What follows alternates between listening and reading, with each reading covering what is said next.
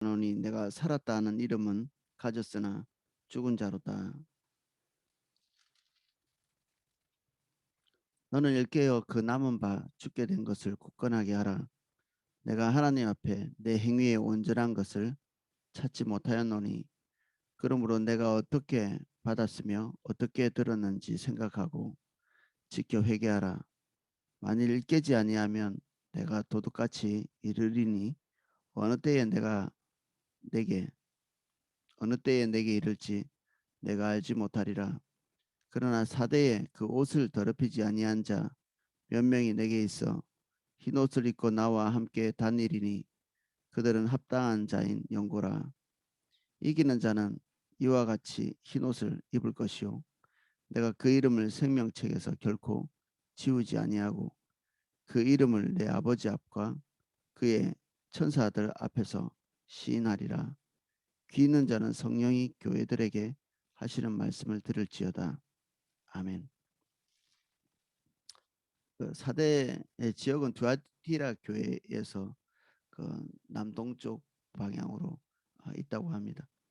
이 사대 지역이 지금 우리가 소아시아 지역의 그 한 지역 한 지역을 살펴보고 있는데 이 지역들이 원래는 또 하나의 도시 국가였고 서로 경쟁하고 그리고 군사적으로 대치하고 이런 상황이었는데 지금 로마 치하에 있으면서 이것들이 전체가 다 그냥 다 하나의 로마 제국 안으로 쑥 들어가 버렸기 때문에 지금은 이제 이 성경이 쓰여지는 시점, 이 시점은 어, 서로 그런 그 대립적인 국가는 아니죠. 그런데 역사적으로 볼 때는 그런 역사를 가지고 있습니다.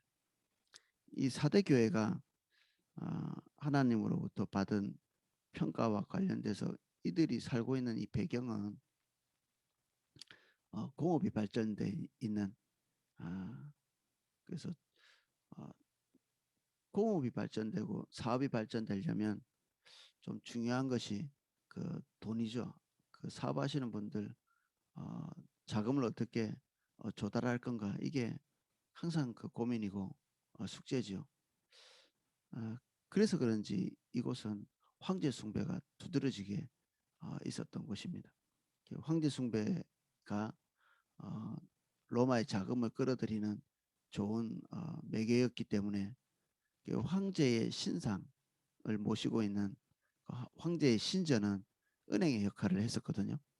그래서 은행을 유치하는 거나 똑같죠.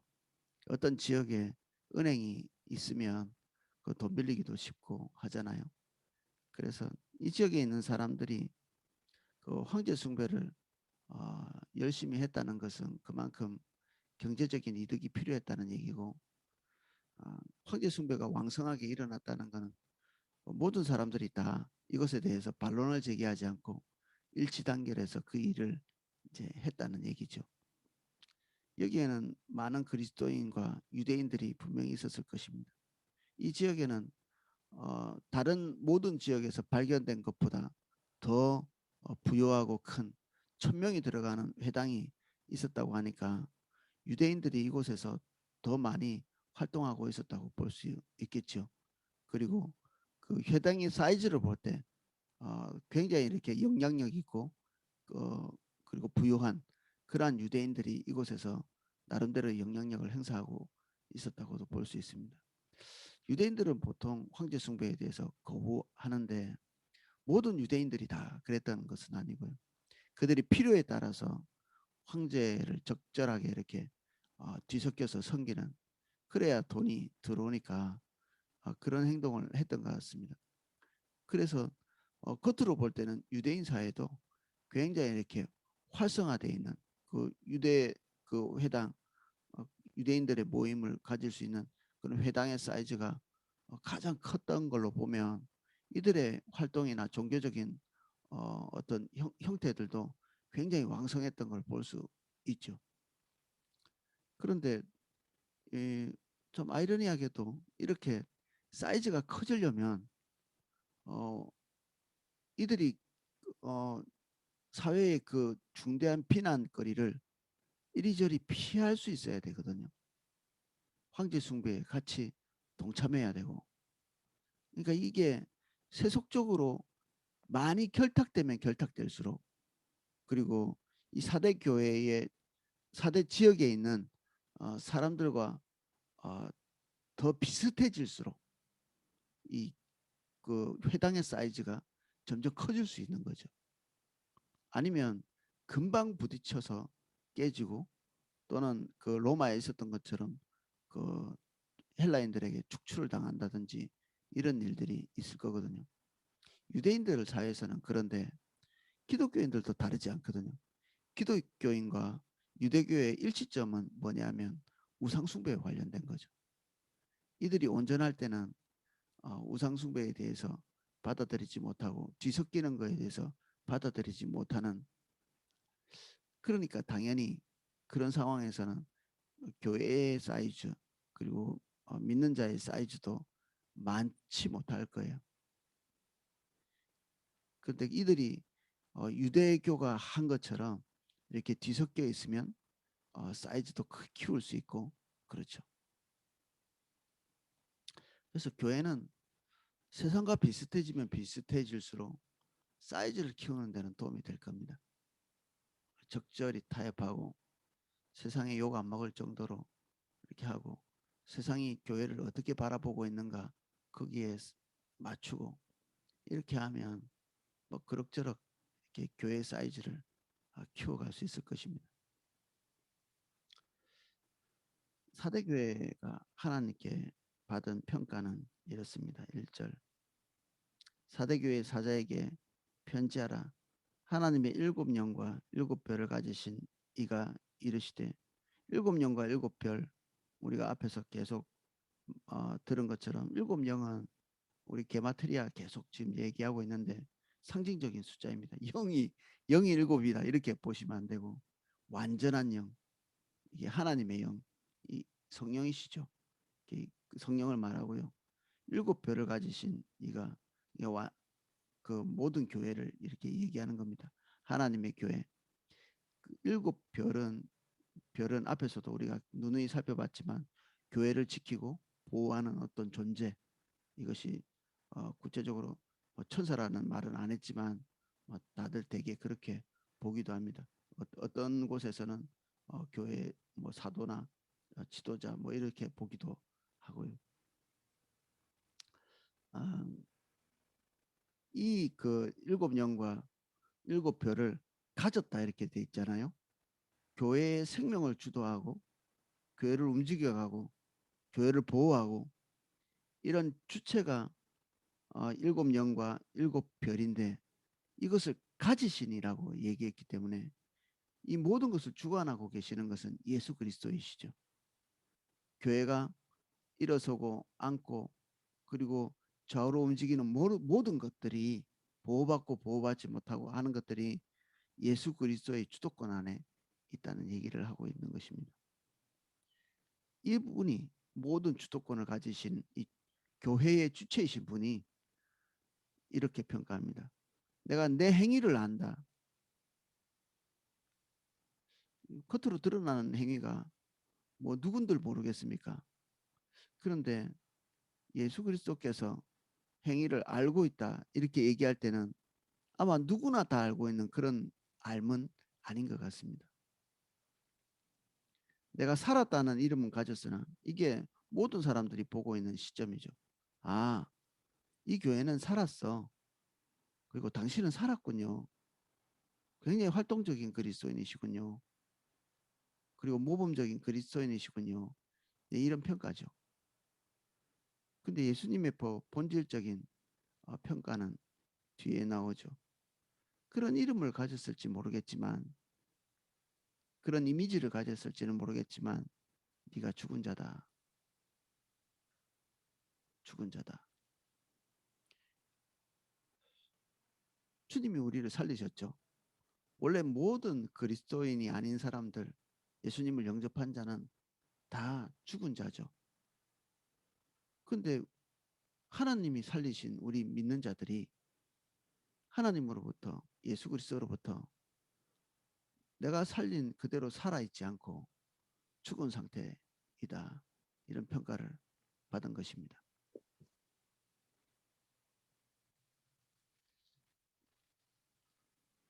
예수님의 평가는 우리에게 얼마나 중요한가요? 예수님의 평가가 우리에게 얼마나 중요한가? 그래야 여기에 나와 있는 예수님의 평가가 우리에게 중요한 것이 됩니다. 사람의 평가가 조금이라도 중요한 사람은 예수님의 평가가 하나도 안 중요합니다. 이게 두 개가 다 같이 갈 수 없거든요. 절대 그런 일은 없습니다. 사람의 평가가 중요하고 믿지 않는 사람들이 교회를 향해서 보고 있는 시선이 중요하고 그리고 주변의 불신자들의 시선이 중요하고 이런 사람은 예수 그리스도의 평가는 안 중요하게 되어 있습니다. 그리고 같이 신앙생활하는 주변의 교인들의 평가 이런 것들이 나에게 중요한 것이다. 그러면 중요하게 여기는 그 동시에 예수 그리스도의 평가는 중요하지 않은 것이 됩니다. 둘 다 같이 가지는 않는 거죠. 예수님의 그 훈계가 2절에 나옵니다.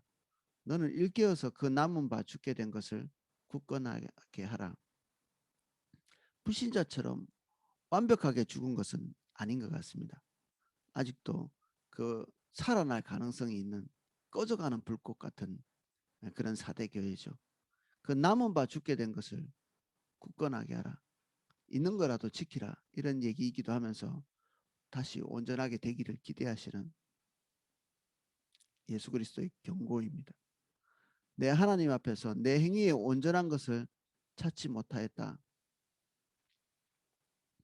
어떤 것 하나도 예수 그리스도의 평가 안에서는 좋은 것이 없는 이 사회에서는 그리고 믿지 않는 자의 그 그룹 안에서 그리고 심지어 유대인들이 볼 때에도 흠잡을 데가 별로 없는 치명적으로 흠을 잡을 수 있는 것이 있다면 다른 그 지역에 있는 교회들처럼 유대인들의 혹독한 방해가 있었을 것이고 그리고 믿지 않는 헬라인들에 대해서도 혹독한 방해가 있었을 텐데 유대인들과도 적절하게 잘 지내고 그리고 헬라인들과도 적절하게 잘 지내고 대단한 거죠 이게. 그렇게 해가지고 교회에 어떤 살아있다는 이미지를 가지고 있는 교회는 만들었는데 지금 예수 그리스도께서 죽었다 이렇게 평가하고 있는 것입니다.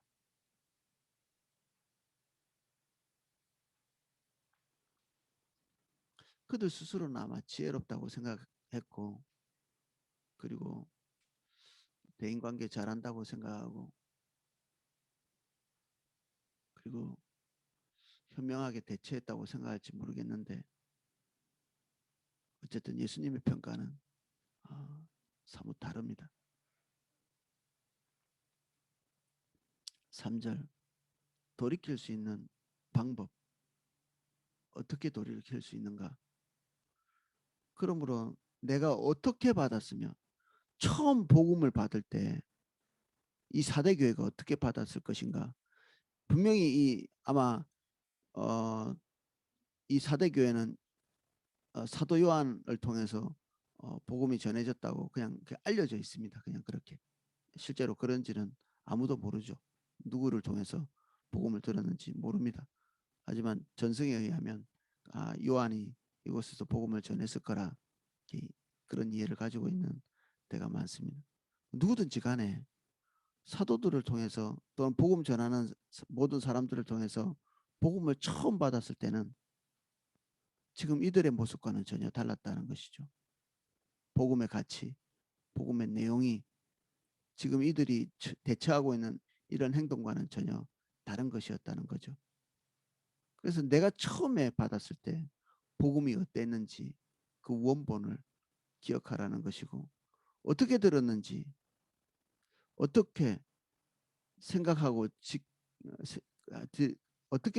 어떻게 들었는지 어떻게 받았는지 다시 기억하고 그리고 생각하고 원래대로 돌아가라는 것입니다.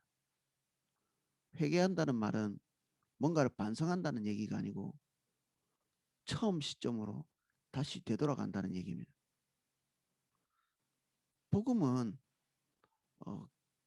새로운 것을 계속해서 개발하고 새로워지는 것이 아니고요. 원래대로 돌아가는 것입니다. 진리는 바뀌지 않습니다. 진화되지도 않습니다. 세속의 종교들은 진화하죠. 계속 바뀌어갑니다. 이렇게 저렇게 세속에 따라서. 세속의 풍조에 따라서 이렇게 저렇게 잘 대처해 나갑니다. 대처해 나가면서 그들의 명맥을 유지해 나가죠. 근데 복음과 하나님의 말씀은 상황에 따라서 잘 대처해 나가는 것이 아니라 처음 들었던 대로 회개하는 것입니다. 그래서 부흥도 하나님의 진리가 중대하게 희석되어 있을 때 새롭게 뭔가 상황을 대처해 나가는 것이 아니라 이런 상황이니까 이렇게 대처하면 부흥이 되겠지 이렇게 한 게 아니라 가려져 있던 복음의 그 진수, 핵심적인 하나님의 진리 이것이 다시 재발견되어져서 그리로 회귀하고 돌아가는 것입니다. 요 사대교회 말씀하신 예수 그리스도의 표현에 따르면 기억하고 생각하고 다시 그리로 돌아가고 회개하는 것이죠.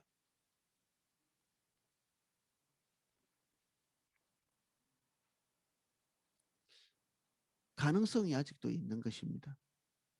회개하고 일깨릴 수 있는 가능성이 아직도 있는 것입니다. 그렇지 않으면 만약에 그렇게 하지 않으면 이렇게 하면 좋은데 그렇게 못할 경우에 내가 도둑같이 이를 것이다. 이게 재림에 대한 설명이기도 하면서도 동시에 하나님의 심판이 임할 것에 대해서 얘기하는 거죠. 예수 그리스도가 우리에게 도둑같이 임하신다. 이 믿는 자에게는 있을 수 없는 일입니다. 주님과의 친밀한 교제가 있는 사람이 예수 그리스도께서 어느 날 도둑같이 임하시지 않습니다. 그 종들에게 알리지 않고는 행하지 않는다고 말씀하셨는데 지금 믿는 자이면서도 하나님과의 동행이 완전히 단절되어 있는 그러한 상태가 이 사도교회의 상태이기 때문에 주님이 오셔서 주님이 가지고 있는 의도를 알릴 사람이 없는 거죠. 주님이 행하시는 일을 누군가가 이렇게 감지하는 사람도 없고 주님이 일부러 하나님의 백성들에게 뭔가 이렇게 꿍꿍이를 가지고 숨기고 뭔가 일을 펼치는 그런 분이 아니시거든요. 주님이 제일 좋아하는 것이 믿는 자와 동행하는 것입니다. 그를 경외하는 자와 동행하는 것이고 그의 뜻을 알리는 것을 좋아하시죠. 그래서 중보기도를 하나님께서 그렇게 요청하시는 겁니다. 중보기도는 우리의 뜻을 몸부림쳐서 하나님께 전달하는 게 중보기도가 아니고요. 하나님의 의중과 의도를 깊이 이해하는 과정이 중보기도입니다. 그분의 뜻과 의지를 이해하고 충분히 공감하고 그래서 하나님 마음 안에 있는 것들을 주님께 다시 구하는 이런 것이 중보기도죠. 하나님을 설득하는 게 아니라 하나님의 설득을 우리가 기쁜 마음으로 받아들이는 주님과 하나 되는 이게 중보기도고 주님이 그걸 너무너무 좋아하시죠. 다윗이 그것을 잘했거든요. 그래서 다윗 장막을 회복한다는 말이 하나님으로부터 계속해서 여러 번 언급되고 있는 것이죠. 교회는 결국 다윗의 장막처럼 주님의 뜻과 의지를 공감하는 그러한 장소가 되어야 되죠. 다윗의 장막을 회복하겠다. 이 교회가 그렇게 돼야 되는 것이 하나님의 소망인데 여기에 사대 교회는 하나님의 뜻과 의지와는 완전히 단절되어서 그들이 겉 표면적인 모습과 사이즈만 이렇게 불려놓은 그런 상황이죠. 이게 불의한 청지기에 나오는 예수님께서 칭찬하신 그 어떤 믿지 않는 자들의 대처법. 예수님이 그런 평가를 하셨잖아요. 믿지 않는 자는 이 세상에 사는 데는 대단히 지혜롭고 탁월하다. 대단히 지혜로운. 하나님의 백성들이 믿지 않는 자처럼 이 땅에서 어떻게 살아갈지에 대해서 대단히 지혜로워진다면 이게 하나님이 기뻐하시는 평가냐? 그렇지 않죠. 이 땅에서는 현명하고 탁월한데 하나님 나라의 백성으로서는 어떻게 살아가야 될지 감도 잡지 못하는 이게 사대교회의 모습이었습니다.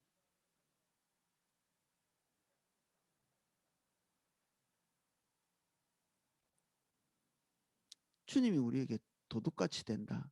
이거는 하나님 측에서 결정한 것이 아니고요. 사대교회가 스스로 결정한 것입니다. 하나님의 뜻을 모르기로 결정한 거죠. 하나님의 의도를 알지 않기로 결정한 것입니다. 왜? 알면 자기 뜻대로 할 수 없기 때문에 자기가 원하는 것을 결정할 수 없죠. 성도님들이 그런 기도를 두려워한다 그래요. 아버지 뜻대로 되기를 원합니다. 아버지 뜻대로. 하나님 뜻대로 하세요라는 거. 왜냐하면 우리 뜻을 완전히 내려놓는 것이 두려움으로 있기 때문에 그렇습니다.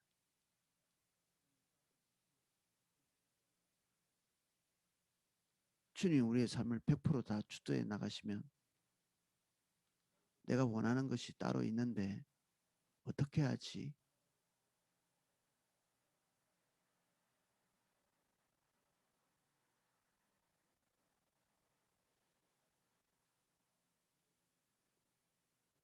내가 도둑같이 이르니니 어느 때엔 내게 이를지 내가 알지 못하리라.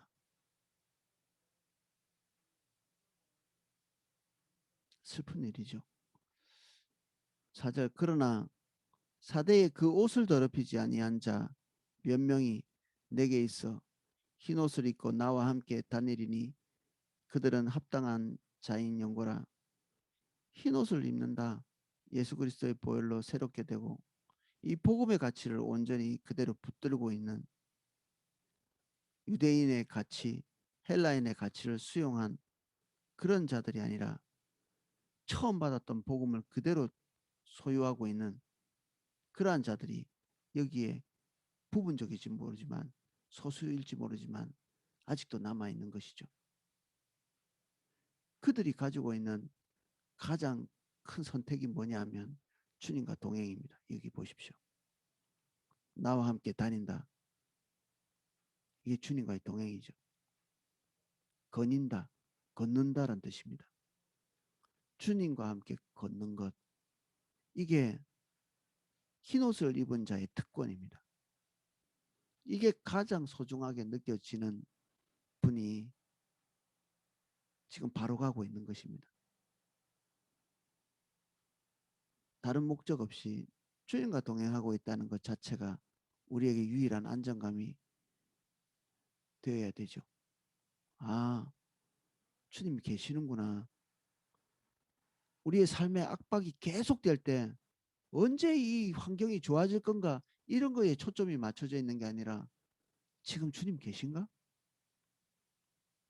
주님이 없어서 지금 이런 건가? 주님 계신가? 우리의 질문이 어디를 향하고 있나요? 우리의 환경은 언제 좋아지나요? 이런 질문을 하고 있다면 이 틀린 것입니다. 지금 이 좋지 않은 환경에서 주님이 계신가? 주님이 주도하고 계신가? 이걸 질문해야 되죠. 주님이 예스 하면 환경이 바뀌지 않는데도 안정감을 누릴 수 있는 것입니다. 하나님의 사람들은 그렇죠.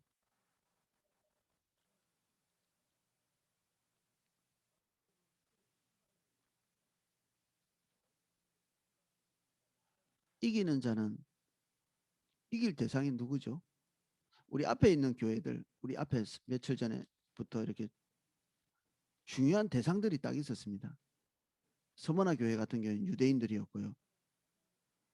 보가모 교회 같은 경우에는 발람 같은 이런 사람이 있었고 두아디라 교회 같은 경우에는 이세벨 같은 존재가 있었죠.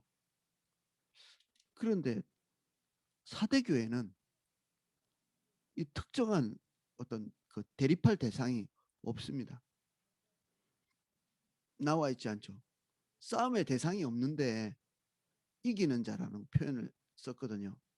이게 뭔 말이냐면 그들 스스로가 지금 안일해 있고 세속에 이렇게 잠식돼 있고 그 안에서 평안을 누리고, 종교는 자기 마음의 위로 자기가 원하는 대로 복음을 세팅해 나가는 거죠. 자기가 필요한 대로 자기 입맛에 맞는 복음을 적절하게 이렇게 만들어간 겁니다. 이게 복음을 입맛에 맞게 적절하게 세팅할 수 있는가? 있습니다. 우리 성도님들이 그 목회자들을 위협해가지고 이게 그 목회자들이 설교할 때 자기가 원하는 그 메시지를 만들도록 얼마든지 압박을 넣을 수 있습니다. 제가 어제 통화를 했던 그 목회자도 그 교회에서 그렇거든요. 어떤 메시지를 전하는데 마음에 들지 않는다고 계속 얘기하는 거예요. 그들이 원하는 단어, 원하는 방식, 원하는 메시지, 이것들을 계속적으로 요구하면서 이제 사례비 가지고 위협하고, 그리고 계속해서 자기들의 입지에 대해서 이렇게 얘기하는, 뭐 이렇게 이제 노골적인 건 아닐지 모르겠지만 계속해서 성령에 의한 불평을 하지 않고 자기의 관점에 따라서 계속적으로 메시지를 전하는 자에게 계속 압박을 넣잖아요. 그러면 언젠가는 그 소원이 이루어질 수 있습니다. 메시지를 바꿀 수 있는 거죠. 그 복음을 전하는 사람들도 사람이다 보니 사람들의 평가를 막 무시하고 막 달리지 못해요. 계속해서 설교가 너무 강해요, 이렇게 얘기하잖아요. 그러면 어느 틈엔가 부드러워질 겁니다. 이렇게 진리가 이렇게 날카롭게 전달되지 않고 두리뭉실하게 이렇게 모든 사람들이 다 훈훈하고 따뜻하게 받아들일 수 있을 만큼. 근데 이 시대의 설교자가 다 썩었어 이렇게 얘기할 때 그걸 썩게 만든 자가 다 우리 자신이죠. 우리가 썩은 거 원하거든요. 썩은 걸 원하니까 발람도 있는 것입니다. 이세벨도 있는 것이고.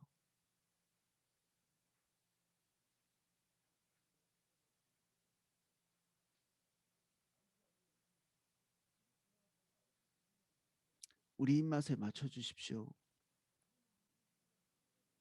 우리 마음 안에는 그런 것이 있어도 우리가 그런 표현을 나 뜨거워서 할 수가 없죠.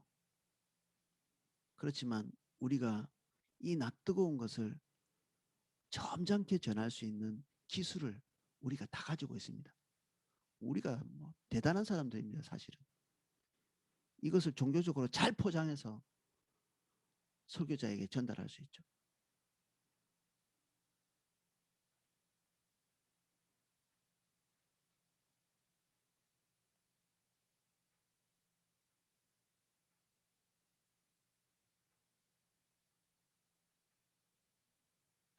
우리의 중심이 순전하지 않으면, 하나님 앞에서 순전하지 않으면, 어린아이 같이 되지 않으면 어느 틈엔가 4대 교회하고 똑같이 됩니다.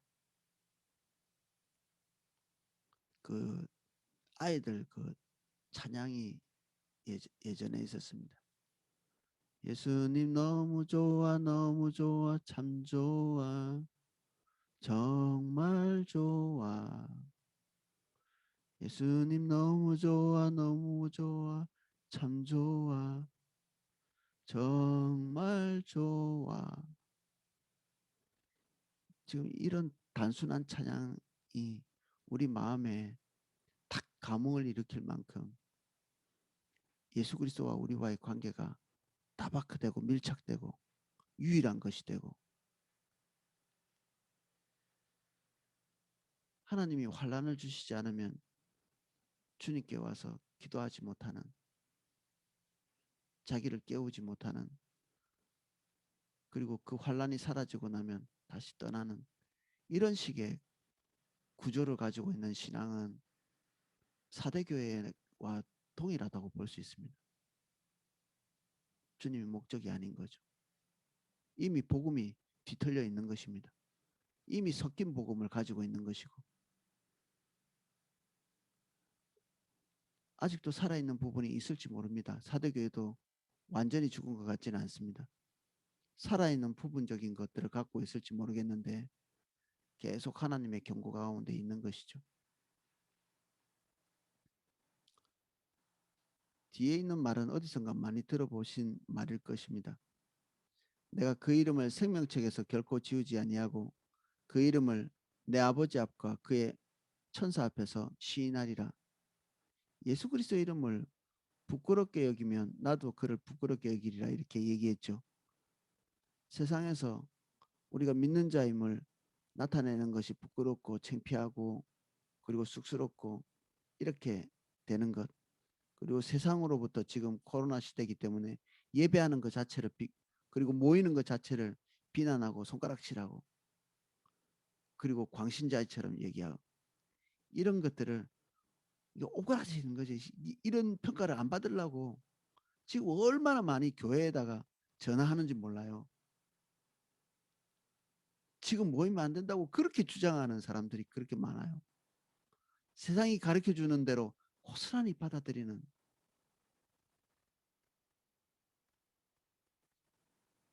뭘 염려하고 있고 뭘 걱정하고 있는지 모르겠어요.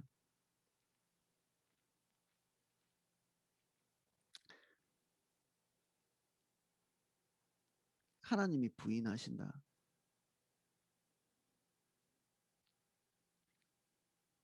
예수님께서 내 아버지 아까 그의 천사들 앞에서 부인하는 자들이 있을까요?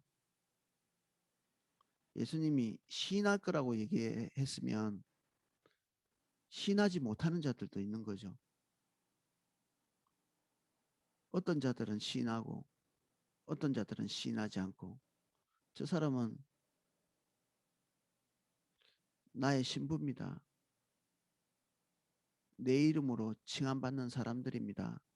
이렇게 시인하는 자가 있고 시인하지 않는 그런 자도 있는 거죠.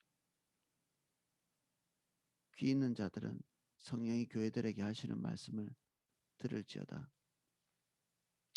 이 사대교회의 메시지를 사대교회에 전파하고, 그리고 아마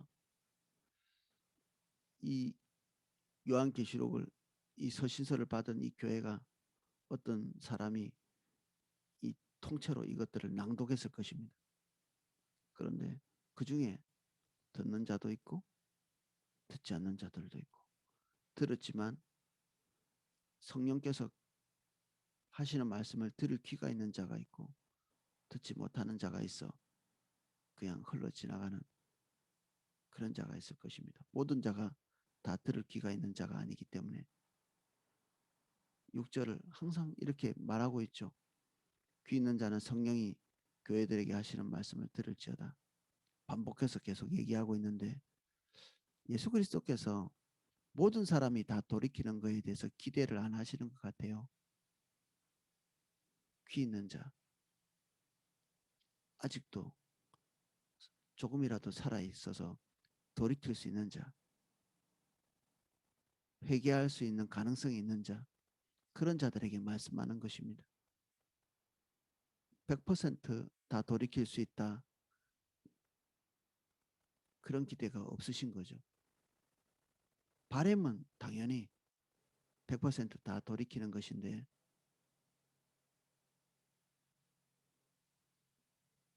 그렇지 않은 거죠.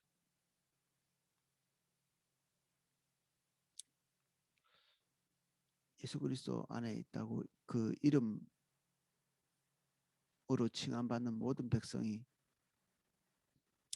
다 예수 그리스도 안에서 어, 시인당하는 자가 아닐 것이다. 사대교회를 통해서 우리가 볼 수 있습니다. 오늘 사대교회에게 말씀하신 이 내용들을 우리가 숙지하고 우리가 어디서부터 떨어졌고 처음 우리가 무엇을 들었는지를 생각하는 저와 여러분 되시기를 예수 그리스도 이름으로 축복합니다.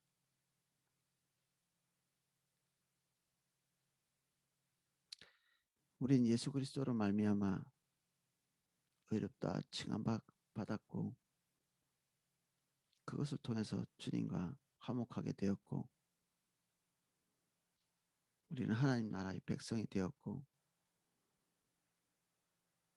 우리가 한 길을 쫓아 순전한 마음으로 하나님의 백성으로 삶을 살아갑니다. 그 온전한 메시지를 버리지 않게 해주시고 유대인의 메시지, 헬라인의 메시지에 동화되어서 섞인 메시지를 듣지 않게 해주십시오. 처음 것과 다른 섞인 메시지를 우리 안에 신봉하지 않게 하시고 혹시 그러한 부분들이 있다면 성령님 우리를 조명하여 주셔서 깨닫게 하시고 돌이키게 하시고 다시 처음같이 순전하고 온전한 복음을 소유할 수 있도록 그래서 흰 옷 입은 자가 주님과 동행하는 것 같이 오늘 주님과의 동행이 현실화될 수 있도록 먼 미래가 아니라 오늘 당장 주님과의 동행이 일어날 수 있도록 은혜를 주옵소서. 주님이 우리에게 무엇을 전할 수 없고 주님의 뜻을 전할 수 없고 주님의 의도를 말할 수 없는 그러한 막힌 관계가 되지 않도록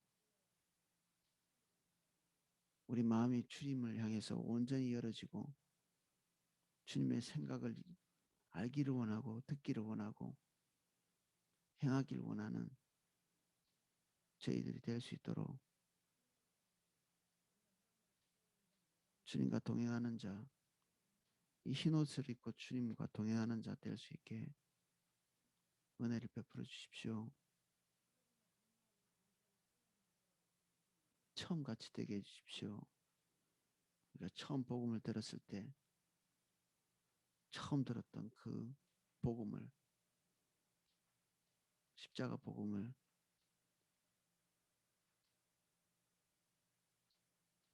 다시 살 수 있는 저희들 되게 해주십시오.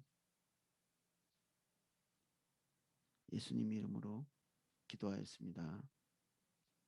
아멘.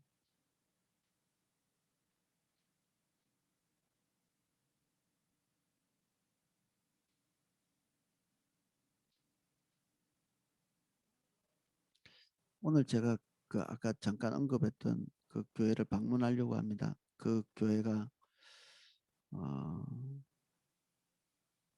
십자가 복음에 서면 좋겠는데 그렇지 않으면 교회로서 의미를 잃게 되겠죠. 그 교회를 위해서 그 이름은 말할 수 없고 그 교회를 위해서 기도해 주시면 좋겠습니다. 어쩌면 하나님께서 그 교회를 향해서 마지막 기회를 주시는 것일 수도 있는데 어떤 그 하나님의 기회를 붙잡으면 살 것이지만 그들이 원하는 대로 고집하고 교회를 그들 본인들 뜻대로 운영해 나가기로 결정한다면 그 교회는 하나님의 생명을 영원히 회복하지 못할 수도 있을 것 같아요. 오늘 제가 방문하는 교회를 위해서 기도해 주시기를 부탁드립니다. 제가 기도하실 수 있도록 음악을 방송해 드리겠습니다.